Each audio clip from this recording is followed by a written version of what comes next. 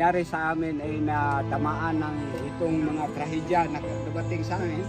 ibig sabihin kami ay nalulungkot at saka natatakot kasi wala na kaming matirahan dito sa aming barangay. Ang aming kinakailangan, ang aming lugar sa ngayon ay mahirap kami makahanap ng mga tubig at saka mga bigas